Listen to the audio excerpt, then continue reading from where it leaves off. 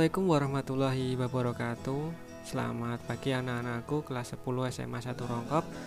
Kembali lagi dengan saya Pak Aji. Kali ini kita akan membahas materi tentang jaringan komputer untuk pertemuan ketiga, yaitu terkait dengan komunikasi data dengan ponsel.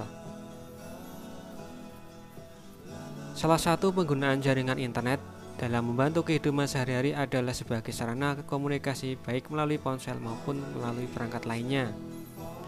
Untuk sebab itu, kalian perlu memahami tentang mekanisme komunikasi data yang terjadi pada ponsel. Di lain pihak, ketika menggunakan internet, kalian juga perlu memperhatikan keamanan data yang dikirim melalui jaringan internet. Jaringan komunikasi pada ponsel. Komunikasi data merupakan sebuah mekanisme pengiriman dan penerimaan data dari satu perangkat ke perangkat lain. Jadi dalam komunikasi data, ini adalah mekanisme dalam pengiriman dan penerimaan data dari satu perangkat ke perangkat lainnya. Ketika kita menggunakan ponsel, baik untuk keperluan kirim pesan atau SMS, panggilan suara, maupun transfer dokumen, di dalamnya ada mekanisme komunikasi data yang terjadi antara ponsel pengirim dan ponsel penerima. Komunikasi data dalam ponsel dilakukan pada BTS atau Base Transceiver Station melalui beberapa cara dan media, yaitu dengan Bluetooth, kabel data, ataupun melalui jaringan komunikasi seperti CDMA atau GSM. Namun, karena makin berkembangnya teknologi internet, saat ini komunikasi data menggunakan ponsel bisa melalui jaringan internet antara lain sebagai berikut. Yang pertama yaitu generasi GPRS atau General Packet Radio Service. Ini merupakan jaringan internet pada ponsel yang memiliki kecepatan antara 35 sampai 171 kilobit per second. Generasi ini merupakan generasi pertama internet seluler pada HP, di mana kita bisa mengirimkan tidak hanya teks tapi bisa berupa data gambar maupun audio. Dengan kecepatan ini, biasanya hanya cukup untuk mengirim pesan yang tidak terlalu panjang. Pesan ini seperti tadi berupa data gambar atau audio. Kemudian generasi yang kedua yaitu Edge atau Enhanced Data Rate for GSM Evolution. Ini merupakan generasi perkembangan dari GPRS. Tentunya teknologinya lebih baik. Edge merupakan jaringan internet yang memiliki kecepatan lebih baik dibandingkan dengan GPRS karena memiliki kecepatan 120 hingga 384 kilobit per second. Selanjutnya ada generasi ketiga yaitu generasi 3G. Ini merupakan jaringan internet GPRS versi 3 yang menggunakan protokol transfer data United Mobile Telecommunication Technology atau UMTS, sehingga menghasilkan kecepatan antara 384 kilobit per second hingga 2 megabit per second. Generasi inilah mulai perkembangan internet seluler ini sangat maju. Generasi ini juga sudah melayani pertukaran data tidak hanya berupa audio dan teks, tapi juga berupa video.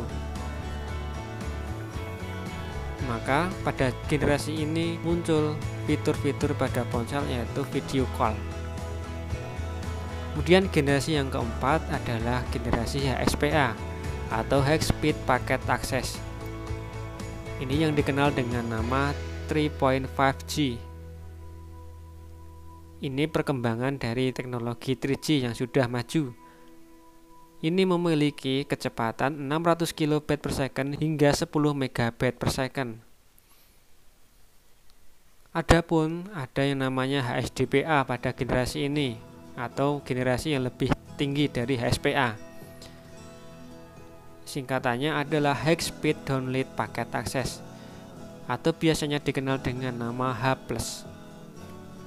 Kecepatannya ini bisa lebih stabil pada kisaran 7,2 megabit per second. Kemudian generasi selanjutnya atau generasi kelima yaitu generasi 4G atau LTE. Generasi ini yang sedang paling banyak untuk generasi sekarang atau tahun ini. Ini merupakan generasi selanjutnya atau generasi keempat dari JPRS yang memiliki kecepatan hingga 100 MB per second.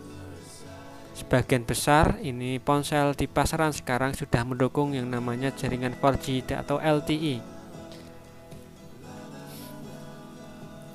Selain kelima generasi di atas, saat ini juga sudah muncul generasi selanjutnya yaitu generasi 5G.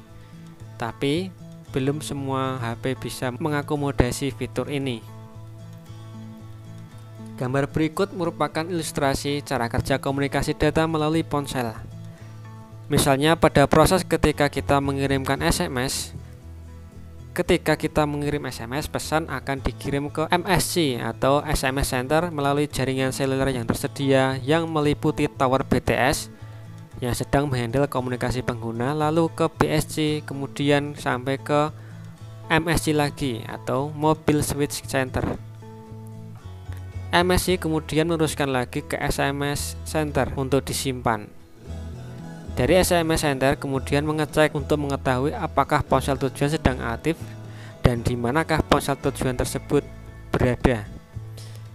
Jika ponsel sedang tidak aktif, pesan tetap disimpan di SMS Center. Kemudian menunggu MSC untuk memberitahukan bahwa ponsel yang ditujukan itu sudah aktif kembali untuk menerima SMS. Batas aktif kembali untuk HP tujuan ini ada batas maksimum, yaitu validity period. Jika ponsel tujuan aktif, maka pesan disampaikan MSC lewat jaringan yang sedang menangani penerima, yaitu BSC dan BTS. Sebenarnya di dalam kebanyakan ponsel dan model GSM atau CDMA terdapat suatu komponen wireless modem engine yang dapat diperintah antara lain untuk mengirim suatu pesan SMS dengan protokol tertentu. Standar perintah tersebut dikenal dengan AT command. Sedangkan protokolnya disebut PDU atau protokol data unit. Melalui AT command dan PDU inilah kita dapat membuat komputer atau microcontroller mengirim atau menerima SMS secara otomatis berdasarkan program yang kita buat. Selanjutnya, komunikasi data dengan ponsel. Ponsel atau handphone atau kita sebut dengan HP merupakan sebuah perangkat yang bekerja layaknya sebuah komputer karena bisa terhubung ke dalam sebuah jaringan lokal maupun jaringan internet. Oleh karena itu, sangat memungkinkan bagi kita untuk saling melakukan komunikasi data antara satu ponsel dengan ponsel lainnya. Ada beberapa jenis koneksi jaringan pada perangkat ponsel yang digunakan untuk komunikasi data. Sebagian besar koneksi tersebut lebih banyak menggunakan media tanpa kabel, yaitu antara lain koneksi dengan kabel data, koneksi dengan Bluetooth, dan koneksi dengan Wi-Fi.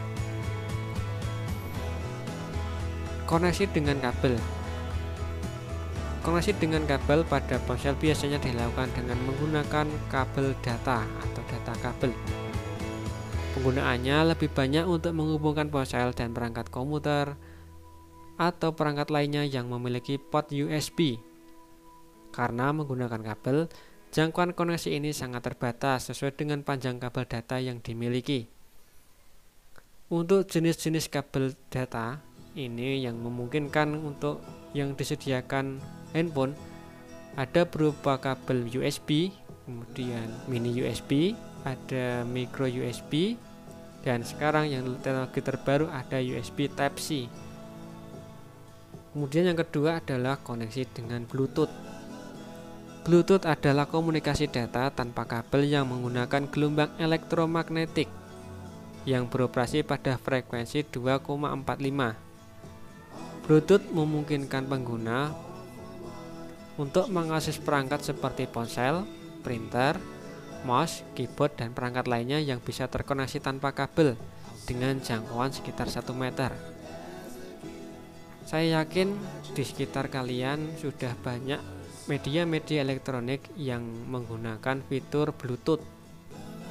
Tidak hanya HP, bisa kita temui seperti speaker, kemudian printer, kemudian mouse, keyboard, dan lain-lain. Sebelum ada teknologi Bluetooth, dulu dikenal yang namanya infrared. Infrared menghubungkan perangkat satu dengan lainnya dengan jarak yang sangat dekat atau dengan satu arah, yaitu dengan harus menempelkan perangkat ini dengan yang perangkat lainnya. Kemudian koneksi selanjutnya adalah koneksi dengan Wi-Fi. Koneksi data dengan jaringan tanpa kabel menggunakan teknologi Wi-Fi merupakan jenis koneksi yang banyak digemari. Alasan utamanya adalah karena bandwidth-nya yang sangat besar dan hemat energi baterai. Kapasitas bandwidth maksimum sangat bergantung pada jarak dan data rate dari perangkat akses point. Kekurangannya adalah jangkauannya yang tidak terlalu jauh, maksimum 100 meter, tetapi dengan bandwidth yang minimum 1 Mbps. Untuk selanjutnya kita akan membahas terkait dengan proteksi data saat berinternet. Ini penting untuk kita pelajari karena kita kesehariannya sudah melakukan interaksi dengan yang namanya internet. Ada segi positif dan negatif. Apakah kalian menggunakan media sosial sebagai salah satu sarana komunikasi? Pastinya iya. Tahukah kalian bahwa saat menggunakan media sosial, pesan yang kalian kirim itu dienkripsi? Dienkripsi ini artinya dilindungi, yaitu setiap pesan atau panggilan yang dilakukan melalui media sosial dienkripsi untuk melindungi pesan supaya tidak diketahui oleh orang lain. Bayangkan apabila pesan kita dapat dibaca orang lain yang bukan tujuan dari pesan kita. Seperti lihat pada gambar, pesan yang dikirim oleh Budi berpotensi diketahui oleh orang lain sehingga kerahasiaannya tidak terproteksi dengan baik. Inilah pentingnya enkripsi data.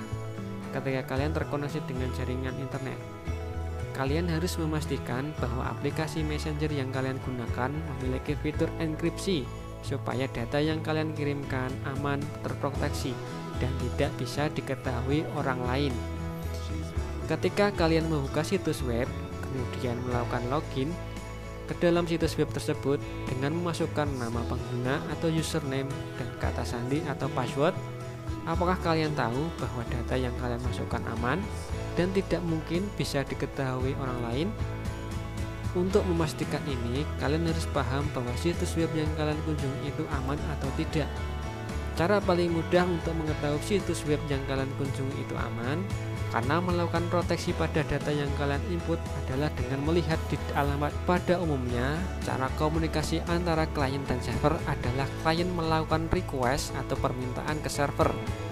Kemudian server mengirimkan respon terhadap situs web untuk ditampilkan ke pengguna atau klien. Respon yang dimaksud dapat berupa file yang akan ditampilkan di browser yang kalian gunakan. Semua kegiatan tersebut diatur oleh suatu protokol HTTP. Sayangnya, HTTP tidak menjamin keamanan data sehingga ada potensi data bisa dimanipulasi. Adapun HTTPS atau versi HTTP yang lebih aman yang mampu menjaga keamanan data yang sedang diproses. Berikut ini adalah salah satu contoh alamat situs web, yaitu SMA 1 Rongkop yang menggunakan proteksi SSL atau HTTPS. Teknologi enkripsi berbasis HTTPS ini dinamakan SSL, yang merupakan singkatan dari Secure Socket Layer. SSL ini adalah suatu teknologi keamanan standar global yang memungkinkan komunikasi data terenkripsi antara peramban web dan server web. SSL banyak digunakan pada berbagai situs web untuk mengurangi risiko informasi yang bersifat sensitif. Misalnya, nomor kartu kredit, nama pengguna atau username, kata sandi atau password, email, dan lain-lain dari pencurian atau perusakan oleh peretas dan pencuri identitas. Sertifikat SSL berfungsi untuk mengotentifikasi identitas situs web untuk menjamin pengunjung bahwa situs web tersebut bukan merupakan situs web palsu, sekaligus mengenkripsi data yang sedang dikirim. Pada website yang dilengkapi dengan SSL, ketika kita menekan ikon kunci, akan muncul informasi tentang validitas dari sertifikat tersebut. Jadi, sebelum kalian mengunjungi sebuah situs web, pastikan bahwa situs web tersebut aman. Sekian materi dari saya. Apabila ada pertanyaan atau hal-hal yang perlu dikonfirmasi, silakan mengkomunikasikan dengan guru. Semoga bermanfaat. Sekian, wassalamualaikum warahmatullahi wabarakatuh.